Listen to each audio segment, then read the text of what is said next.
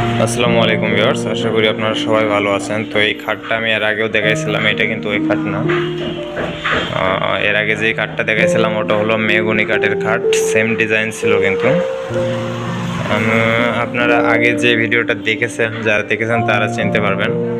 এর আগে আমি এরকম একটা খাট দেখাইছিলাম, ওইটা ছিল হলো মেহগনি কাঠে কাজ করা, আর এটা হলো করই কাঠ।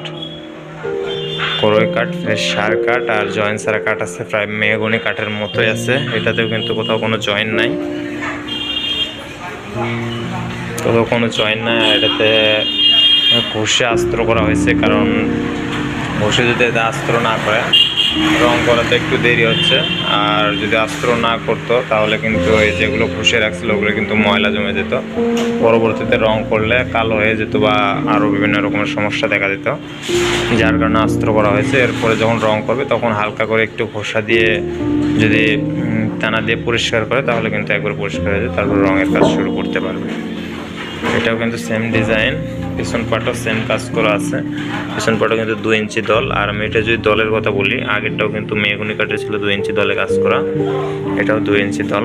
আর সামন পাটটা আছে হলো 2.5 ইঞ্চি দল। সামন পাট 2.5 ইঞ্চি দলে কাজ করা, আর পিছন পাট আছে হলো 2 ইঞ্চি দলে কাজ করা। পিছন পাটটাও আছে জয়েন্ট সারা কাঠ।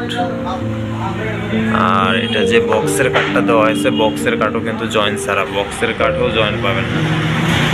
পুরোটা আছে হলো এক তক্তা, পুরোটা হলো ফ্রেশ সার কাঠ। তো এটাও অর্ডারই, যেনারা ওই মেহগনি কাঠ অর্ডার দিয়েছিল ওনারাই, অর্থাৎ ওনাদেরই কোনো আত্মীয় হবে।